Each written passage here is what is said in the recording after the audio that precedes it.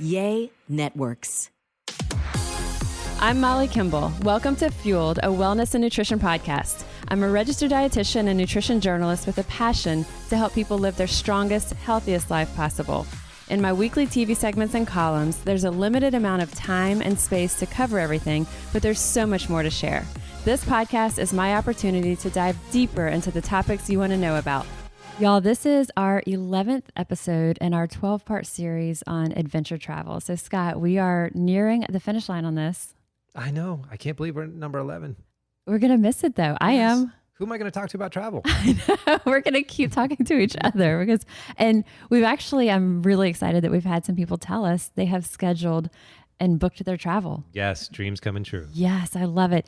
This week's episode, essentially consider this like your loose ends tie-up episode. I like that. It's how to pack, what to put together, what are those last minute things, what's to do with passport, any hidden fees, and more about how to pack, because that's something that, especially depending on the type of trip you're taking, most of us, it's probably a good idea to try not to be that person with the oversized bag that's cumbersome, or depending on where you're going, it may not fit into the train or wherever it is, at least very easily. So we'll be talking passports, packing, all of that in our loose ends wrap up today. If you've been listening to our travel series, the Adventure Travel Series, you know it's part of a bigger initiative. It's part of our Dream Bold initiative that has been launched in our Oxnard Health and Wellness Solutions team by our VP, Deidre Diaz. And it's essentially looking at the concepts of a book called The Dream Manager. It's by Matthew Kelly.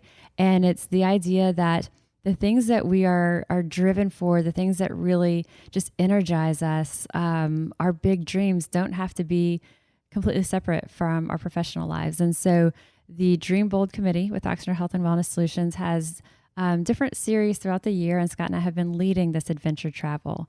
So each week we have a Zoom that is live. So y'all are going to be hearing, at times, people are going to maybe put questions in the chat. So, if you're hearing something, don't worry. And nothing is going to be visual. It's all going to be very podcast and listener friendly. So with that, let's join our Zoom. All right. All right. Welcome, y'all. Scott and I are here for our 11th in our 12-part series of our adventure travel. We decided to call this kind of like the loose ends tie-up. Yes, like episode. That. So it's packing. All these things like, okay, now what? You've decided if you're going to do European travel, island travel, mountain travel. You decided if it might be solo travel, any of the different things we've talked about over this past 12 weeks or 10 weeks. This is our 11th. And now what do you do to pull those pieces together? Yes, because it can be overwhelming. Let's say you plan a trip, you're going to be gone anywhere from a week to a month. You've made the decision, you're going, you've bought the tickets, now you have to pack. How do I put a month's worth of stuff into a bag? And we just want to be here to help walk you through it. Do you think that it is a fair or unfair gender stereotype that it's harder for women to pack than men? I'm not putting you on the spot as a guy. I'm being like, in all seriousness. Not at all. So in my experience, it is a lot easier for me to pack than my wife or other women that I've known. Why, I don't know, but I'm a minimalist, so it's a little easier for me. But I've seen the struggle with other people, especially my wife, packing for a trip. I usually pack a few nights ahead of time. She starts packing 2 weeks ahead of time. Really? Her bag is 3 times the size of mine. Wow. And we both have equal amount of fun on our trips. So let's throw that So out there. even her starting ahead of time is not allowing her to plan, to strategize. It's simply adding more as time goes, like more, oh, I forgot about this, or Yes. What if I need this? There's an area in our bedroom and the pile grows Yeah. and grows and grows.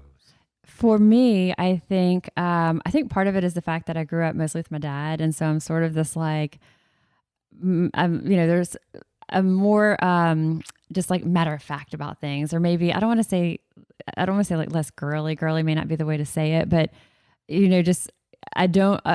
Okay, let's be honest. I have to have people help me whenever it comes to like fashion or things like that. I'll have people say, okay, these shoes need to go with this. So that's the reality. So for me, packing can be easier because I don't feel like I have all these special outfits and a different shoe to go with each outfit, but I know that a lot of people do.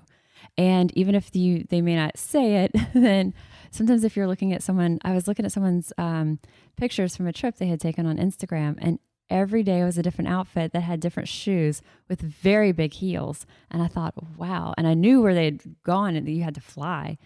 I thought there was an entire suitcase for shoes. Wow.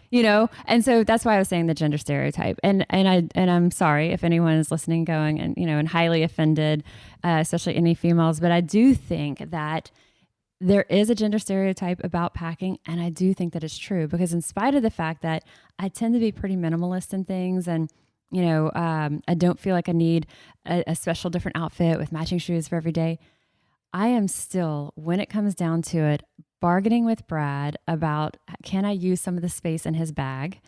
Or the soccer ball of medications. Of vitamins, vitamins and or you name it. There's always something that just doesn't quite fit. I'm the one sitting on my suitcase to try to get it to zip. I'm putting my whole body laying across it, like can't breathe and ooching the zipper around it. And again, kind of eyeing his up and what little space does he have that I can fit something in a crevice there.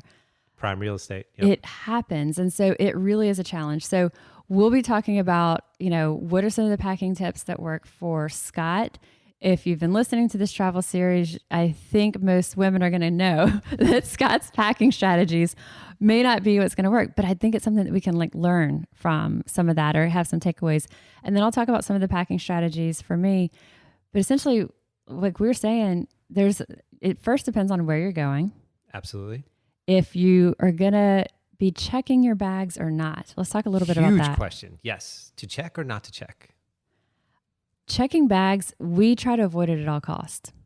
I'm on that train. There's times that you will, and if you're going somewhere for a long time, like one place that we go that is going to be, we're going to be there for maybe 10 days. We tend to go there every Christmas. It's like our Christmas present to each other. And it is an amazing space.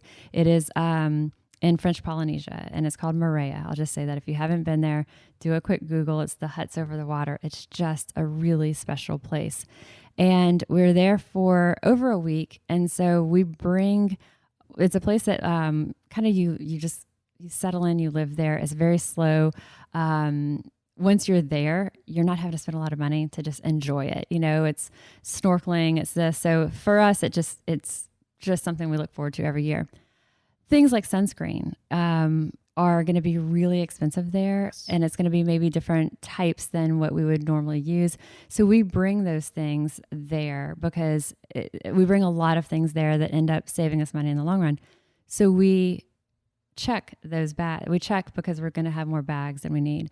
But what we do is we'll specifically pack those types of things in a bag that can then be collapsed or kind of like a duffel type bag that can fold into itself and become sort of like a jacket, like a thin raincoat that can fold back into a little pocket, like a bag like that then when we're coming back, we don't have to check, because sometimes just waiting for your luggage can take forever. Absolutely.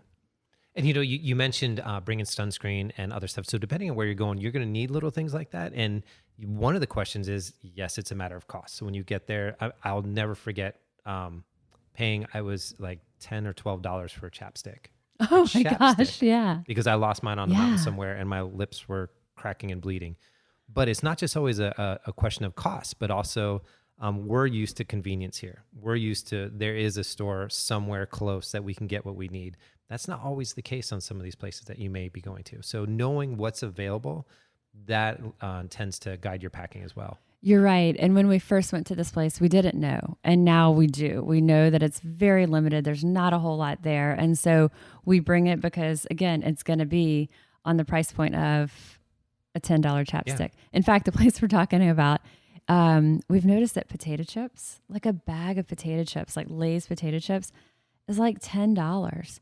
And we're like, so we joke that we could pack as big a suitcase as we could fill. I know I'm the dietitian saying this, but with Lay's potato chips and bring them. Who are you? Because you could make a lot of money on the markup of that.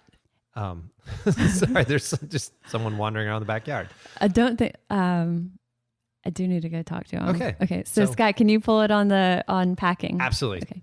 I can go solo. This is great. So I was going to go through kind of the way that I pack. So when it's an extended trip, I take into account how many days I'm going to be gone. and I have kind of the plus or minus. So I bring out everything that I think I need, and I stack it all up. I get my different piles that absolutely these need to go. Then what I'll do is I'll come back a few minutes later, and then there's the minus. Do I really need this? Can I get rid of that? And I just keep going till I can condense it into one bag. Now, these decisions, these plus or minus decisions, a lot of times they're made on what research I've done and what I think I need. For me, and when Molly gets back, we'll talk about this. We both have done laundry in hotel rooms, in sinks and bathtubs.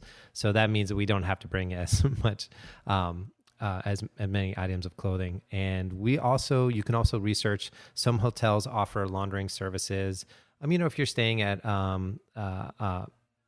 VRBO, check to see if they have laundry. So that can mitigate how much clothing you actually have to bring.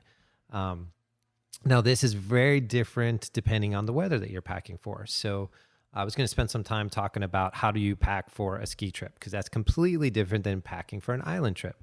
Island trip, obviously, you need less items of clothing just to get by. But a skiing or snowboarding trip, for me, there's two different ways to pack. So for me, I bring my own skis and snowboards and gear. So that is a whole snowboard bag. So for me, I'll pack that bag as much as I can get in there. All my heavy jackets, snow pants, boots, heavy socks, every piece of empty space in that bag is used. I stuff things in boots, stuff things in the helmet. The goggles are wrapped. I try to get every cold weather piece of clothing into that bag, and then I have my backpack. Just little tips. Don't let empty space go unused, because especially for cold trips, it's always good to be redundant and have something else warm to wear.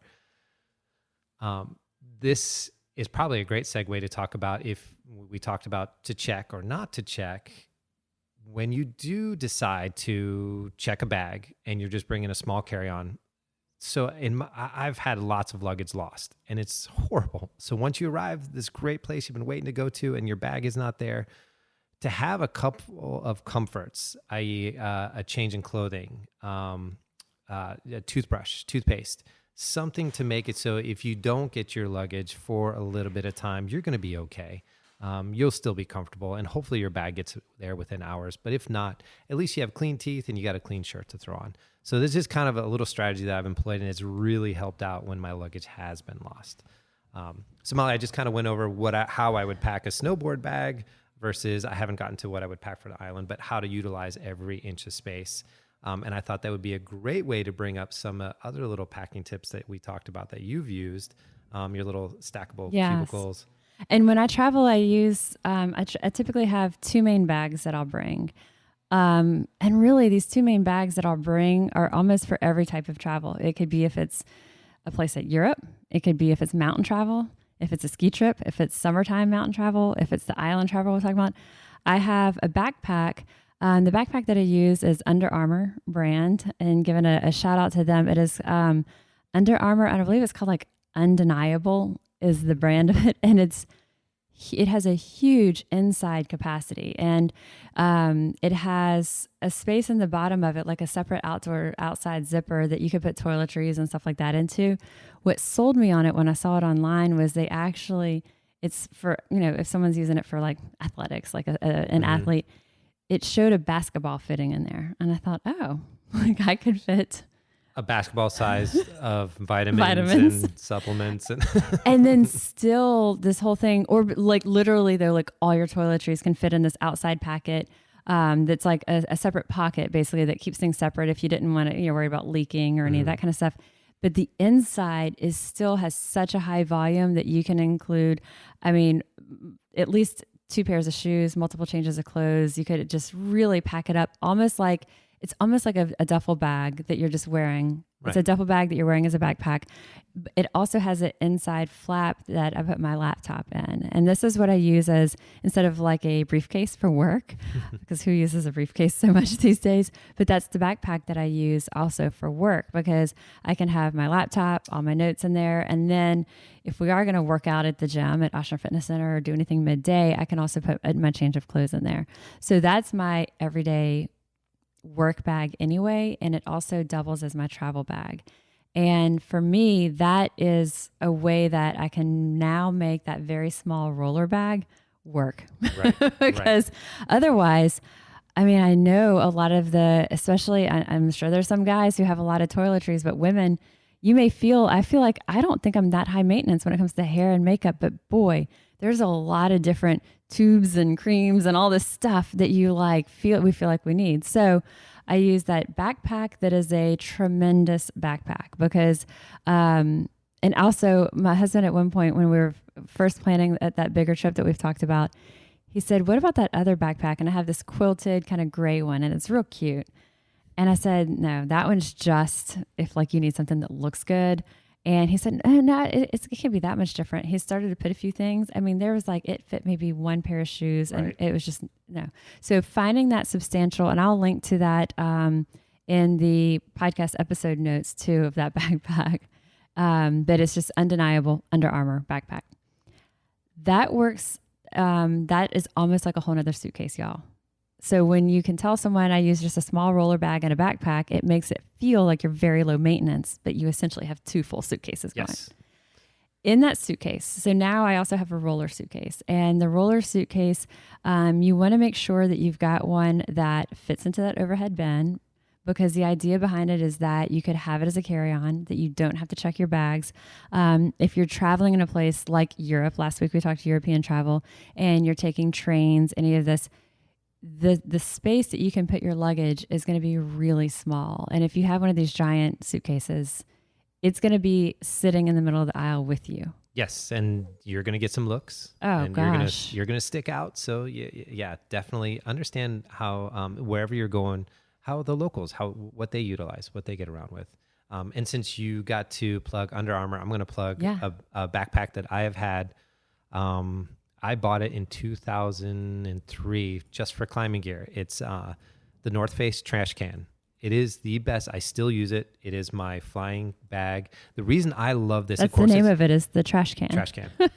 Yep. I love the name. So that yes. I still use that backpack. And here's why.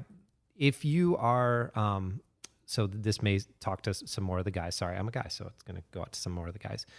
It has compression straps on the sides. So let's say you're filling it up, and it's mostly closed. Yep, that's my bag right there. Molly found it. You can compress the backpack so it will fit in, because every now and then I get questioned with the trash can, is that overhead size? Yes, it is. And I can really make it overhead size as soon as I pull those compression straps. So that does help keep me honest when I'm traveling with just the carry-on using that trash can and the compression straps. Do you know if North Face still makes it, or is it something that is it still available? They make a version of it, but it's not exactly the same. Yeah. Okay. But if you ever run across one, let me know, because mine's finally starting to show its age. So finding a solid backpack that works for you, that is comfortable, that can hold a lot of stuff yet still be functional. I think that's kind of what that part comes down to. Roller bag. You want to be sure if you've got a roller bag, it can fit into the overhead bin of a normal airplane, which will mean that it should fit into the luggage space in a train if you are doing like European travel. And then we talked briefly last week when we were talking about European travel that once you're in the EU, country to country flights are really inexpensive. Yes. And, $100 or less for many of these, and you don't have to go through customs. So you can fly from Spain to Switzerland and you're not having to go through customs, and it can be really inexpensive. But the restrictions on luggage are really strict. And sometimes even what would be considered that one bag that could be an overhead bin bag on a US flight, domestic flight, is not going to go there. So even then you've got to be aware of that. But so for the most part though, looking for the luggage that can go into the luggage rack above you, the luggage bin. Do you have a preference on those of a hard exterior or soft? So my preference is soft, again, because what I was saying is I can compress the bag, and I generally don't have anything that's breakable. So I usually travel with a really good camera, but that's wrapped up and safe. So I like the soft because I can change it. And one of the other reason I love my trash can, this sounds so weird to say that. I love my trash can bag because it's not just my main travel bag. So I utilize it because it does adjust the shape and the size. I utilize it for my day bag. So once, let's, if I am staying at a hotel or a hostel, I can leave most of my gear, and that can double as my day bag. Let's talk for a minute about Billy, sponsor of this week's podcast and an Allure Best of Beauty winner. Self-care and routine are more important than ever. So whatever you're using to get ready for the day should leave you feeling amazing. Billy has recreated everyday essentials by delivering premium razors and high-performing body care directly to you. Go to mybilly.com to get their crazy affordable starter kit that includes their award-winning razor, 2 precision 5-blade refill cartridges, and a cult favorite magnetic holder. I love Billy's products, and you will too. They leave our skin feeling so soft. Say no to paying a pink tax for a less than optimal razor. Go to mybilly.com/fuel to get the best razor you will ever own while also supporting this show. Billy is half the price of other razors plus free shipping always. Just go to mybilly.com/fueled. That's spelled mybillie.com/fueled. Another thing I wanted to mention, because you brought it up, the restrictions on some of those flights. So I took a flight in Costa Rica, and they weren't able to take off because some of the people who had bought tickets, their luggage was too heavy. So they literally had to dump some of their stuff because there was a weight limit for the flight. So they couldn't surpass that. Is either they're going to get on the plane or they're going to get rid of some of their luggage. In our defense, they packed way too much. But the rest of us who had very minimal, we just got right on, and we were ready to leave them on the airstrip, but they dumped some of their stuff and were able to get on the flight. So know what the restrictions are for some of those small, we call them puddle jumper planes. They're strict weight. Yes. Yeah. And use your bathroom scale at home. Like use it and figure it out so that you don't have to be that person like flinging all your stuff out there. There's a bunch of different brands of roller bags. There's a brand called Away that they're really stylish. They have like kind of the hard exterior. They market them really heavily, and they're super, super cute. But well, that's important. It is important. But it's not all, I mean, that's not necessarily going to be the best, but there's so many different websites that you can Google for what's going to give you the most storage and stuff like that. One thing to think about is also where the wheels are on a roller bag, because that takes up space in the overhead bin. Yes. And so you don't want one that's going to have these big wheels popping out, because that sort of cuts into your usable space. Yeah, and I'm sorry, I don't know the brand, but I did see someone one time wheel their luggage in. They flipped it over and they popped the wheels off. Oh, that's fascinating. Yes. Yeah. So that was pretty neat. So the brand, there's a bunch of different brands these days that you can go with. You know, we have one that we like, but I don't even want to say our specific brand because there's so many that I would say can be good for this. The thing is to find one that's compact that you can use. So then when you're coming to, well, how do I pack it? You can do just the fold like you would. A lot of people are big believers in rolling. You know, I've talked about my friend Amy a lot on this podcast. She travels a lot. And when Amy shows up for a trip, she might underpack you, Scott. She truly can look like she has what's a handbag. And that's for like a week travel. I'm like, come on, Amy, help me out a little bit, you know, and especially if Where do you keep your salmon? Right. There's a lot happening that won't fit in just that one bag.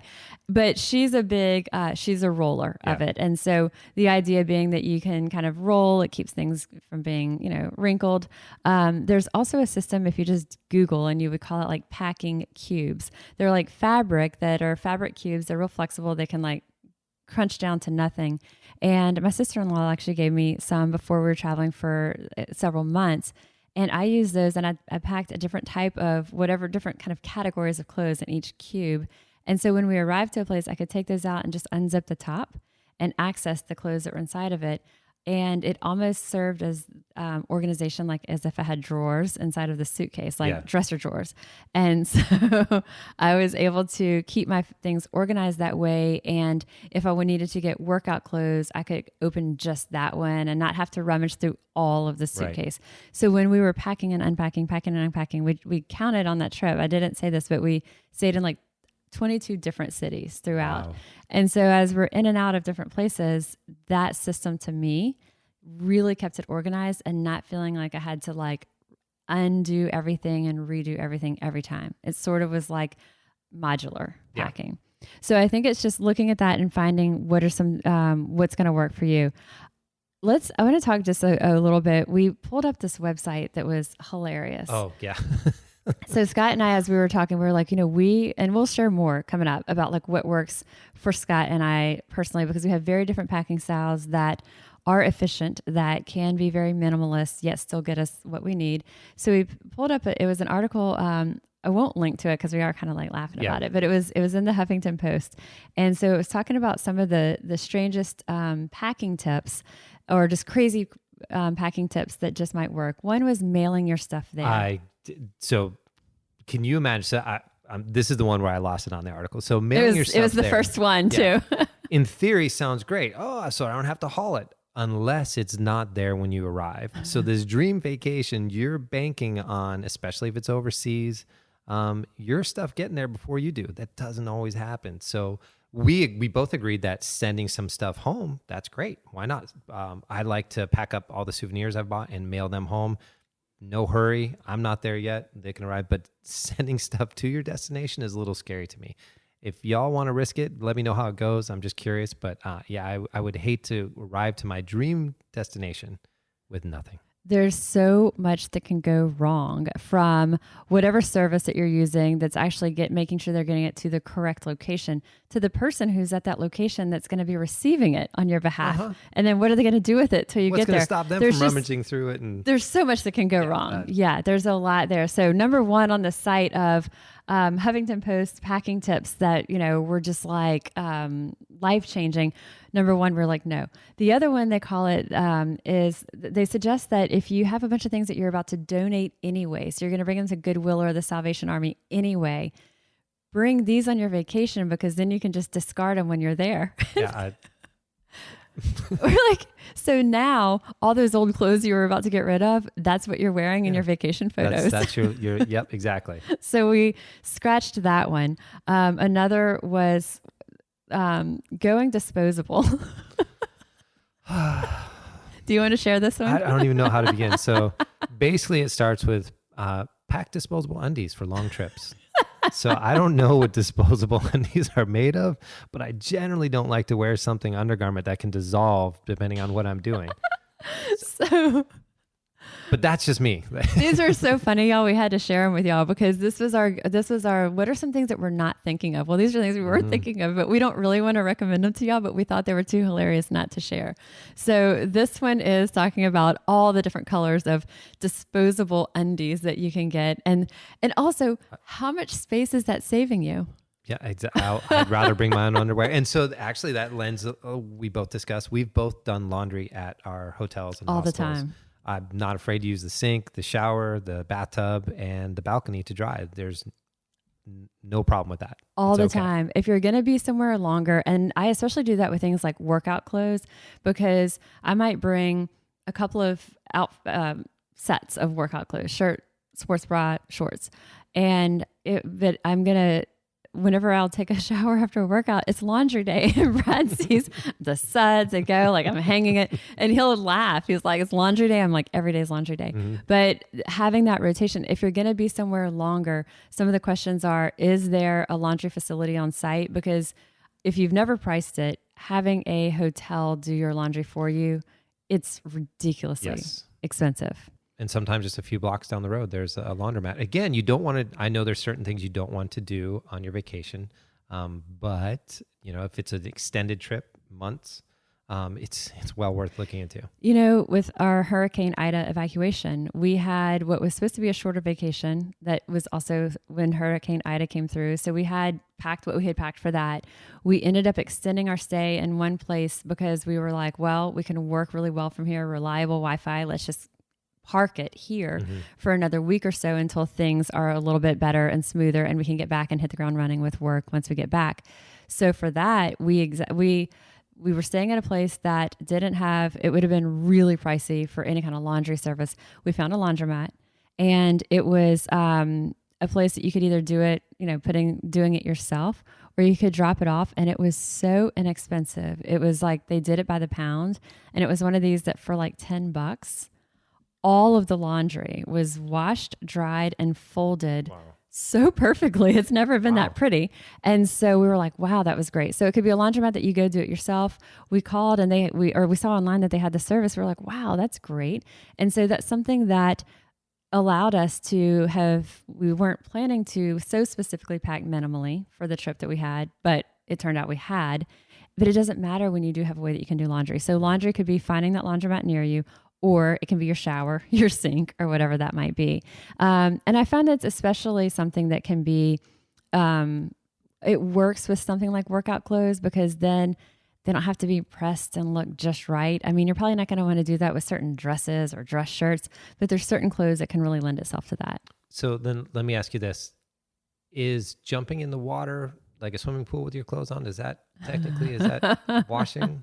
If you shake around a little bit in there? I don't call that washing. Okay, then all right. Especially if the swimming pool is a chlorine pool, I would call that the opposite. Okay. Doesn't count. All right, no. Those are some of the ones that we thought were really, really funny in there.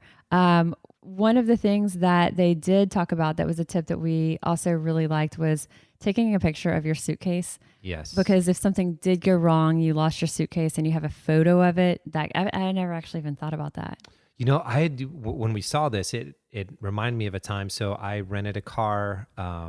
It was stateside. I rented a car, returned it, didn't think anything of it. They charged me, it was, I think, $120 because of a cigarette burn in the seat. Well, I don't smoke. I've never smoked. Right. It wasn't me, but I couldn't prove that it wasn't me. So now whenever I rent a car, I videotape or a video the car. Inside, out, inside everything. and out. Yeah. Mm-hmm. We do that for the outside because we've had a similar experience with like scratches and stuff on the outside. So Brad always notes and kind of marks that on there also on their copy before we pull off in the rental car. But I never thought about doing that on the inside. Yeah. I didn't either until this happened. Yeah, and then video is good because you're showing you're there, you haven't left, and here's what's in it. This website, the Huffington Post website, the travel tips that we decided not to use, but we wanted to share with y'all because they're funny. The last one says, leave it all behind, that you could travel without luggage. And they're saying this is the craziest packing tip yet. And I think this is true. And it says, but it's been done. They talk about a guy who did a 40-day luggage-free trip who just used his travel, like his jacket pockets. Huh. Scott, you could do that. I would try. I'm sure. I think you would could smell, pull it off. But I you know what? If anybody can do it, what it says that he could fit inside of his jacket pockets was a small deodorant, some clean socks and underwear, a few t-shirts, a small camera, and a toothbrush. I could do that. I think you pull it off. I could do that. So that is not a site we're going to link to, but we did want to share the concept of disposable undies with y'all, especially, and not much of a space saver. But getting back to, for real, some of the things that we talked about is, okay, are you going to check or not check? That's going to be a big deciding factor of what type of a suitcase you're going to be bringing or how many of them. Finding yourself a quality backpack that is going to give you that space. Cute is one thing, functional is another. And so again, even my husband was like, man, that backpack's really not that nice looking. That one's a lot cuter, but it comes down to functionality. We actually now have 2 of them, and he uses the second one of that Under Armour backpack. So thinking ahead of your system, talking about some more just like a little bit about the checked bag thing. And you may have said this when I had to step away for a minute, is what are you not going to put in there? Yes, that's what what she's referring to is when I talked about if you are going to check one bag and have another bag on your back when you travel, just make sure you have that toothbrush, that your ID, your maybe a shirt to change into, something that you can get by until your luggage arrives. And then as you're packing, as you're thinking ahead, sort of like that pile that Scott's talking about in the corner that Laura adds to as she's planning what she's going to bring, thinking about what can pull double duty, and what can be like a multi-purpose thing. So I have some sneakers that are the On Cloud brand, and they're cute. They're kind of like a very stylish sneaker. They're not super supportive that I'm going to wear them for intense exercise, but they're really nice for walking, just like around, like as a like just travel kind of walking around. But they're also cute enough that I can wear them, and I have worn them with skirts or dresses. Oh, that's cute. Right. Yeah. And so that works really well. Now, like a small sandal, I'm going to go ahead and put that in there also because it takes up such little space. But depending on where I'm going, if I wanted to have something that would be maybe a nice looking little dress or sundress, but I know there's going to be more walking than what those cute sandals can handle, then, or what my feet can handle in those cute sandals, then I would wear those sneakers. So finding something like a sneaker that is functional enough that you can use for that one purpose, but can also pull double duty so you're not having to have all these others. And it's also realizing that as you travel, it doesn't have to be that perfect Instagram picture of exactly the perfect shoe to go with every outfit. Absolutely. Because there's nothing cuter than functionality. Just throw that out there. Right. Is that a bumper sticker somewhere? It needs to be. It needs to be. But no one's going to look at that Instagram post at just you. What they're looking at is the background and your smile and what you're experiencing. They're not going to cue in on your shoes. And very few of us are going to have maybe jobs or something to where it really matters of like what you're wearing. I mean, if anybody who's listening to this podcast or watching us on Zoom is, like a model, or you're in the fashion industry, or like this matters, like this, you're a magazine editor and like people are looking at you and what you're wearing and what your shoes are, different story. But for the vast majority of us, just get out there and have fun, Exactly. and minimize how much we're having to like really sit on our suitcases to zip it. So shoes are one thing that I would say really, really try to see, because that takes up so much space. What can multi-purpose there? Jeans, I find a lot of times, like you can get by with one pair of jeans or none at all. Yeah. Why are you laughing? Because I'm picturing how many pairs of jeans Laura packs jeans on trips. Yeah. And then they all look the same to me. Yeah. Yeah. And then realizing, and you know what, to that point, taking stock of what you wore after a trip can help you be aware after. Brad will do that. He'll pull things out. I didn't even wear this. I didn't wear this. And I'm like, don't beat yourself up about it. And he's not, but he's just like mental note for next time. Mm-hmm. He's at least kind of acknowledging it. Toiletries, of course, I think most of us would know, getting smaller containers of those things, but also maybe you don't need every lotion and potion for this, week that you're going to be away. There's certain things that you can do without, and then knowing what's available where you're going. One thing that is completely separate from what we're, wearing or putting onto our bodies is that I think a lot of people don't think about, depends on where you're going, is appliances or outlets. Yes. Electrical. Absolutely. So knowing which adapters go with where you are arriving. Molly mentioned you have a kit that has a different adapter, an outlet adapter for each country that you go into. Yes. I think somebody gave it to us as a wedding gift before our honeymoon. Yeah. That is a great gift. So if you're not aware of it, when overseas, the outlets look a little different. Don't try to force your US plug into a European plug. There are adapters. They are a little different, and you're definitely going to need that ahead of time. What we have is, I believe Brookstone makes it, but there's going to be so many, and it's basically like this like universal kit. And when you open it, inside of the lid, it's sort of like the box of chocolates that tell you, it's the diagram that tells you which one's which. It tells you like that. You open it and the lid tells you what's the corresponding country that adapter goes with. And then we just pull those out and we've got it for that one. I'm picturing Forrest Gump opening up a box of electrical adapters. And telling them which one's which. Exactly. Okay, anything else on packing that we want to say? So I just wanted to say, again, we kind of touched on, we know it can be overwhelming. And where do you start? Well, you start just by starting and just really try to envision what your trip is going to be like with the stuff that you're bringing, and know that it's okay if you don't have something. You're still going to have a wonderful time. Just make sure there's some absolutes that you have to pack that 100% have to make it into your bag, and go from there. And then the other thing I always like to mention that I learned the hard way is I pack for my arrival, being that if I am arriving, let's say it's another country, and I know I'm going to throw my bag on my back and go 0 to 100 as soon as I step foot out of the airport, I pack for that. I know that everything is in its right place and I'm ready to land and go. And I don't worry about it. If I'm missing something, it's okay. I'll still survive. And cut yourself that slack, and everything doesn't have to be perfect. And when you're traveling, and just life anyway, everything doesn't have to be perfect, and especially when you're traveling. And if you find that you're, we didn't talk about this so much, but there's different fabrics that you can get of shirts, dresses. There's the different athletic brands. Like for women, I have so many dresses from this brand called Prana, Prana. And Scott's like, but it's fabric that would be like your athletic shirt is, but it's these really cute dresses. You cannot make it wrinkle. And so it works Sounds like a really well challenge. for travel that like, you know, it's comfortable, but it also, so finding things like that. And it doesn't matter if you're going to wear that maybe a couple of different times while you're there. Whoever you're going with, you know, if you're rotating some of the same things in, kind of cut yourself some of that slack. And if you forgot something, again, it's not the end of the world. Yeah. When you leave, if you're like, okay, I've got my phone, you know, a way to take photographs, and you've got your passport, that's really the main things you need. Yeah. You're going to have a great time. Yeah, that's all you need. Now, speaking of passport, a couple of quick things on that. Yes. So plan ahead. Molly has a great story of making sure that you do plan ahead and know what the rules and restrictions are at the countries you're arriving to when it comes to passports. But from my past experience, applying early, if you know you're going overseas and you don't have a passport yet, even if you do, check the expiration date, and this will parlay into your story. Know what the restrictions are as far as when that passport expires.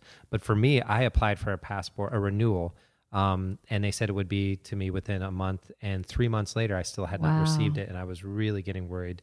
Ended up going to the passport office, and I got it done right there, right then and there. They understood. They saw where I had applied. They apologized. I got it before I left, which was great. And then a year later, my original passport arrived. That much longer. Yep. So had you not gone in, like I would never would have. Wow. But you had anticipated a month, and it was a year. But typically that wouldn't happen, hopefully for y'all. But giving yourself ample time for, if you don't have a passport, for getting yourself that first passport, if it's time to renew it, do it well in advance. So we had a trip that we were taking. Actually, it was the holiday trip that we talked about that we go for Christmas. And our return flight was like in the first week of January, you know, just right after the holiday. And Brad's passport expired maybe the end of February. And so we didn't think anything of it because we were like, we're flying out Christmas Day. We'll be back, you know, just after the first part of January. Good. But he also needs to remember to get that thing renewed because it does expire in February. So we get to LA, Los Angeles. We're boarding the flight. We're at the ticket counter and getting ready to board our flight from LA to French Polynesia. So excited about this trip. And they're like, we can't let you on the plane, to Brad, because the rules, the French rules, which apply in French Polynesia, is that your passport has to be valid for at least 3 months after your return day. Sacre bleu. So what does that translate to? Oh, man. That's what that translates to? Pretty much, yeah. So we were flying back, or let's say the first week of January. That means it needed to be valid until February, March, April, first week of April. We had no idea. So our flight was on a Saturday to fly out of the United States to get there. We had to stay in Los Angeles through Christmas Day, the next day after, until Monday morning when the passport office opened, and get ourselves there. And he had to basically get an emergency passport renewal, emergency, you know, air quote, but that's what they called it. And then we were able, but I think the next flight to Maria wasn't until like that Tuesday night. Oh. So we lost 3 days of that trip because, I mean, there's things that we could do in Los Angeles, but that certainly wasn't what our plan had been. So definitely know what the regulations are all around. And even if you think you're doing something well in advance, still make sure like you can't plan too far in advance when it comes to passports. Anything else on that? You want to talk a little bit about fees? Yes. So again, I know we've said this multiple times through their podcast, and I can't say it enough, is do your research. So there's certain locations that there are other fees, travel fees, that you will incur either arriving or leaving different airports or travel centers. So know what those are ahead of time. Know that who is going to ask for that, where that's going to be collected. Because there are places where they'll try to trick you and say you have to pay this, or they'll have you pay it to the wrong person. And you thought you've paid, and then you get there and it's not the case. So just, again, do your research, where you're going, what the travel fees are, and any other kind of bills, anything that you're going to incur. Know ahead of time. Anything else on packing, passports? So, well, I was going to say a little bit about, so I mentioned pack for your arrival, but I wanted to say, I won't get into too much how to pack for backpacking per se. But here's the therapist in me. I'm sorry. So physical therapist. Physical therapist. Sorry. Yeah. I don't want to have you on the couch and talk about things, but physical therapist. So we're always worried about people's backs because back pain is real and it's It's horrible, and it can ruin some fun. If you pack correctly, especially a backpack, you will mitigate some of your back pain. So how do you do that, you might ask? Well, here, I'm going to give you a tip. So the best thing is the heaviest equipment or the heaviest part of your luggage should be the closest to your back. So it should be right in the middle of that bag, closest to your actual back. So think about it. The farther something is away, if you're holding something in your hand, and let's say it's 2 pounds, and you hold that hand close to your body, it doesn't feel like much. You hold that out in front of you, it feels like a lot. Same thing with weight and center of gravity against your back. You want it as close to your back as possible, so your back isn't having to work too much to hold you up or feel that compressive forces. So that's my big tip, is the heaviest stuff that you are packing, and it may not fall into your Tetris game that you have going on in your luggage, but if it's on your back, try to have the heaviest equipment closest to your actual spine. And then when traveling, I'm sorry, this is not to do with packing, but there are things that you can do in your chair on a flight, especially if it's a long flight, 8+ hours. There's things you can do on trains, on buses. There's little exercises called butt winks. I've converted We them all. love the butt winks. Winks are awesome. That's a fancy word for flexing your butt cheeks and doing one at a time. Left, right, left, right, left, right, left, right, left. However you want to do it. We were on a long team Zoom, and we weren't in the same space, but I texted Scott and I said, this is like a good butt wink one. It's all a butt wink meeting. It was like absolutely. a 3-hour sitting and listening. Let's wink. Exactly. Get those glutes firing. and there are other things you can do for your low back muscles, your multifidus muscle, staying active, moving. Don't let your muscles get squished and sedentary. So that'll make your arrival even better. So packing is so important, but prepping your body is important too for your arrival. And feeling good when you get there. Good, yeah. I wonder if right now, as people are watching or listening in the podcast, how many are winking their butt cheeks? I am. Yeah. It's sort of like when we talk about staying hydrated and you see everybody reach for their water bottle. Same thing. So I hope everybody's winking your butt cheeks. You'll see. But even just that, it's like it's activating some of that, your core muscles. Of course, if it's a long flight, long train ride, getting up, standing up, even if you're not going anywhere, standing on your tiptoes. Scott and I were joking before, as we were setting up for the podcast in the Zoom just now, that we're like public stretchers. Big time. And our significant others will be like, really? Like you're doing that here? It's okay. Yeah. And especially when you travel, don't be afraid of what anybody thinks. I mean, think about what other people look like on an airplane, especially if it's a long flight. I mean, nobody's concerned about like you doing some stretches, but do what you need to do in order to take care of your muscles, to support that, and to feel good whenever you get there. Can I tell you a story about a long flight? Yes. So I felt so bad for this poor kid. So he had to have been 14 or 15. And I had a rough time returning my second trip to Europe. Let's just say I slept in a bus station and I hadn't had a shower in a while. I didn't have a lot of belongings left. Not that I discarded them. You were like that jacket packer we were talking about? I was pretty close. And let's just say aromatically, I was offensive. I tried washing in the bathroom because I knew it was a long flight. I did everything I could. I sat down on my seat in the airplane, and this poor kid sat next to me, and I just turned to him and said, I know I smell. You don't have to be polite. Seriously, anytime you need a break, tap me on the shoulder and I'll get up and walk.